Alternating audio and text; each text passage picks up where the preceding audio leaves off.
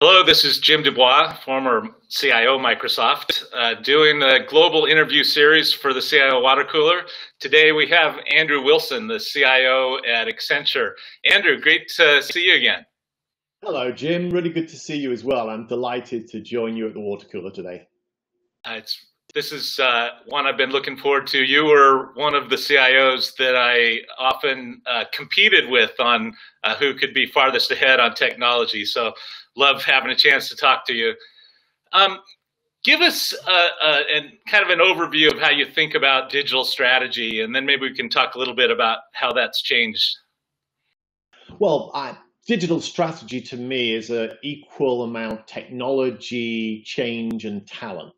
When you've got an organization like Accenture, which is very large scale, 450,000 people, they're all over the world, 250 cities plus, going to 10,000 locations a day. They're driving technology change for our clients. They need to be at the leading edge. So I've got to start by making sure that the digital strategy is relevant, current, and leading edge, because we can't be turning up with technology that's out of date compared to what we're doing with our clients.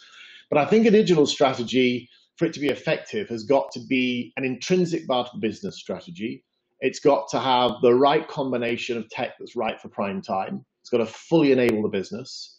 And it's got to do it in a manner that doesn't knock the business out, hence the change component. So a good digital strategy guides and upgrades the business in a manner that it can consume and adopt as fast as possible, given that everything's moving so quickly.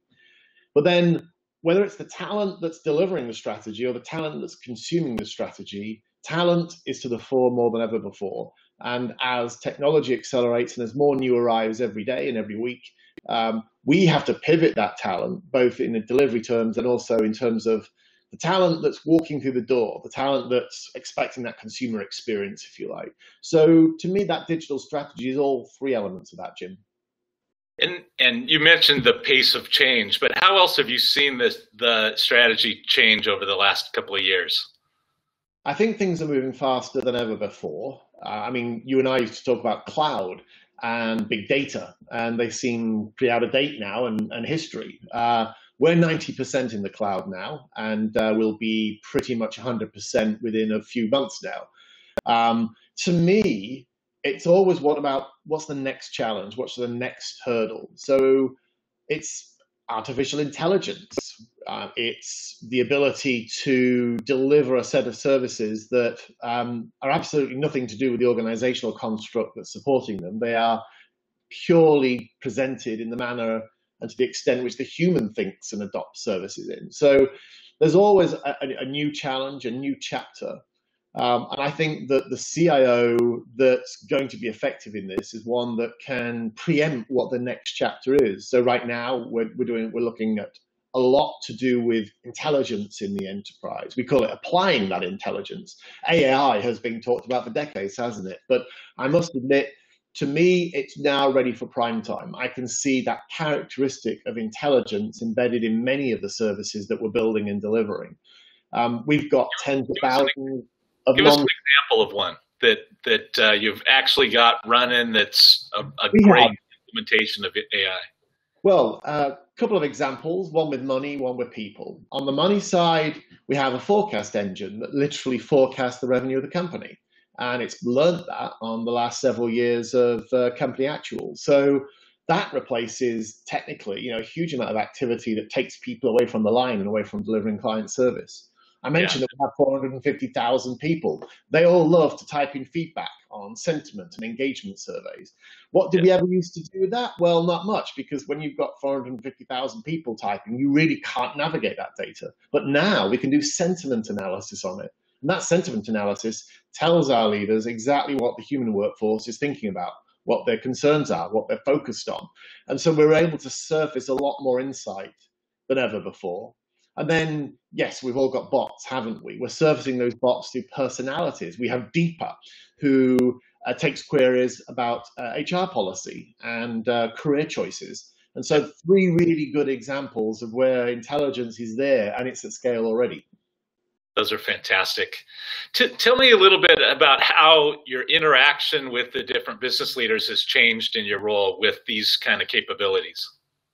I think 5 years ago, when I started as CIO, we were very much in order taking mode. So each year we'd plan for budget, we'd plan to do a set of things, and of course we'd deliver live service.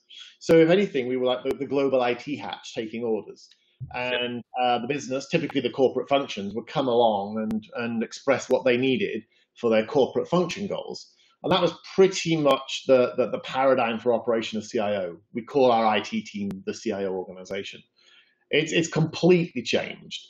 That style of behavior, that responsiveness to corporate would cause us to fail. They're not our primary stakeholder group anymore. They're one important stakeholder, but all of those digital workers, all of those leaders, all of those clients, they're the true stakeholders. Yeah. So we needed a way of listening and engaging with our customers, which was very different. So we talked to a broader range of stakeholders. We consulted them. We listened to and understood the business processes which they needed enabling. And rather than take orders, we started to suggest areas in which we would move forward. And that suggestion has pivoted to now the vast majority of that which we undertake is undertaken proactively and guided by business priorities and the business agenda. But we're all members of that business and can help guide the business. And because we're also technologists and we're looking at what's ready for prime time, we can bring the two together. And so that consulting, collegiate, forward-thinking approach is much more the style and characteristic of how we now behave. So you're not just making recommendations on your own, you're actually looking at the data from your sentiment systems and your telemetry and using that to drive the priorities, right? Yes, we have. I mean, we're platform powered, so I like to buy as much as I can make because that means I can move faster, whether platforms like Microsoft 365 or SAP, we've just gone live on S4, for instance. And then I've got my data lake, surfacing those insights across the platforms. And then I have that feedback mechanism, which is what services are enjoyed by whom to what extent. And we capture that through a range of mechanisms. We run the largest Skype in the world, as I know you know. And that's one of the services that comes to mind. It's hugely prevalent. We do 330 million minutes plus a month on Skype. Everybody has an opinion on it. Everybody thinks it should run better. Everybody thinks it should run at the end of a tunnel under a mountain. But we take all of that sentiment, as I was saying, and we think about and we look at what services are doing well, what services are delivering the experience that we need, and what services we need to look at. Because it's that sentiment and that feedback that really should be driving our priorities, not what function point is going to be added next by whoever is requesting it. Exactly. You mentioned 90% to the cloud. Tell us about the benefits that you've got doing that. Cloud, I think, has changed almost every aspect of our personality. It's so much more than a new compute solution. Although I do see various organizations just treating it pretty much like that. And I think that's such a waste and it's a misstep. Missing the big benefits, yeah. So cloud is liquid computing. Cloud is a way of consuming services actually outside of servers, even outside of containers, cloud native services. Cloud is a way of building services. I always use the Lego block analogy. As long as you build a fort and not something that's open and liquid, then you've got a secure service as well. I think cloud can be more secure than my old-fashioned data center. Why? Because I see big investments from the cloud providers such as Microsoft and AWS and others. I could not possibly keep up with those running my own data center. I see the investments there. I see the ability to burst. I see the ability to basically provide services around the world because now cloud is mature, it's secure, it's well distributed. And it delivers for me in a way that the old data center footprints couldn't. So we do not use hybrid, we're full public. And I say that because I enjoy that flexibility, but I also recognize that certain other workloads, perhaps not similar to the ones I run, need that hybrid, or perhaps there's a slightly more cautious approach by some. That's okay. But make sure, as well as the technology, you change the organization structure, you change the roles, you change the way you think about service creation. So we've seen probably 90% of our organizations shift and change as the classic old duties disappear. A lot's automated. The cloud providers do some. I'm thinking about security, patch management, things like that. And then the agile and liquid and design thinking behaviors that now characterize IT, they come along and they do 12 releases in a year, perhaps even more, for a service that used to only get one release. So now, rather than being 18 months out of date with functional requirements, we're at most 4 weeks out of date. So that's the new pace of IT, which I think cloud really does inform. And I think you can stay current, you can be far more flexible. Yes, there's cost efficiencies as well. We used to be 95% virtualized, so we were very virtual, we were very locked down. We were convinced that we had great utilization of our on-prem hardware. And yet we got strong double-digit savings just on the raw compute. And that's even without some of the current economies that I think you can find with cloud. So it makes economic sense, but much more importantly, it makes service sense, and it means you can run at the speed of the new IT. Yeah, giving your team that agility. You mentioned security also, and let's expand that to just the whole role of keeping the board informed of what's going on. Were there things that you had to talk to the board about as you went and accelerated the pace and moved everything to the cloud, and having to think about, GDPR just came out, all the new regulations? How do you keep the board informed? I think the relationship with the board has changed as much as the relationship with the business, as we were describing earlier. So 5 years ago, my role would report out to the audit committee, and it would report out on risk and on compliance and on cost efficiency and perhaps service levels if we were lucky. And as I look back, what a narrow definition of what IT can mean to a modern business enterprise. So now I report out to the main board. So yes, the risk and the security agenda are still vitally important, and I am duty bound, as all CIOs are, to report on our security posture, our currency, our fortification, our resilience, our scaling, our industrialization. But the board, particularly of a technology company, is at least as equally intrigued in, are we living our own business strategy? Are we platform powered? Are we in the new? Are we surfacing insights with intelligence? Are we using blockchain? Are we a credential, in fact, the best credential for all that we practice in the market? And so across many, many aspects of our technology posture, my job is to be there and then ensure that the board understands the breadth of how we got there, the rate at which we got there, and in the order in which we did it, and why we're doing certain things now and waiting on certain things because, as I say, we're waiting for things to be prime time. Now, often, because of our hyperscale, I have to be very careful of how quickly I can adopt things, but I can't use that as an excuse to wait a year or 2 years as perhaps we used to. And so the board are interested in all of that. We are, ideally, the best validation of our own business strategy. Yeah, you mentioned it's technology companies, but every company really is becoming a technology company on how they can adopt technology to transform their own businesses. So I think what you're saying applies industry-wide. Last couple of questions. The role of the CIO and how it's changing. What do CIOs need to do to stay relevant and stay at this leading edge, taking advantage of the pace of change in technology? Sometimes when I'm on stage, I like to be quite theatrical, and I say, well, perhaps the role of the CIO is dead. Well, I don't mean that the role of technology or a technology leader in the company is, but I think the role of CIO has evolved, and I think of it much more of a CXO, a Chief Experience Officer.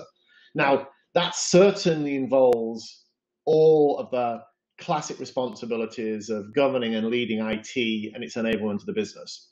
However, the IT which is doing it is now much more fully brokered externally in the platform economy.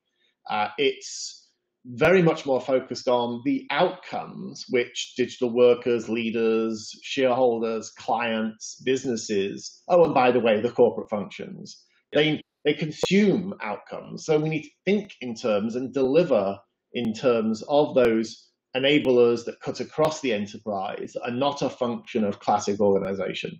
They've got to be consumer-like. Every one of my services, I like to be able to say this is the equivalent of this in the consumer world, whether it be a Wall Street Journal app or Skype or Teams or our Netflix and YouTube services. We do a lot of television because our millennial and younger workforce, they won't read emails, they want to watch TV. So we build TV studios, we operate TV studios, we create content, and we transmit and then on replay service. And that's the way in which we talk to the modern workforce. All of those things are delivering a work experience, a life experience, and a technology experience inside the enterprise. And it's my belief that the evolved CIO, as well as that super consultant, super broker, super communicator, super role model, can be that super experience delivery capability, which is why the role is, ever more exciting every single day. Yeah. It certainly, with everything that's happening, can be a much bigger, more influential role to the people that step up to that. So there's never been a better time to be a CIO, or whatever we now term it. That's something I fundamentally believe in. And when I say CIO, I'm not talking about just the leader, the man, the woman, whoever who is at the head of the capability with the title. I mean, everybody in the IT organization. There's never been a better time to be in IT. Yeah. So over your long career, what's the best advice that you've received that's helped enable you to get where you are today? I'm not sure it's that long, Jim. But first of all, keep yourself current underneath a powerful brand that's evolving. So we are all successful, whatever stage we are in our career, on the basis of the things we've learned and delivered over time, whatever function we're in. And that's important. Build a brand which you're well known for. I'm well known for broadcast and new technologies. Be a great practitioner in it, and don't rest on your laurels and rely on that. Reinvent yourself. So understand new technologies, understand their application, because things are moving ever and ever faster. You don't want to be sidelined, and you don't want to be in a situation where you can't keep up with the modern pace of technology. But also, don't stylize yourself as just a technologist. You need to be that change manager, that politician. And I often say, and it can sound quite soft and fuzzy actually, be a great storyteller. Human history is communicated through stories. We convey vision of modern services through stories. Our TV shows are stories. And humans think in terms of and comprehend and digest information as stories.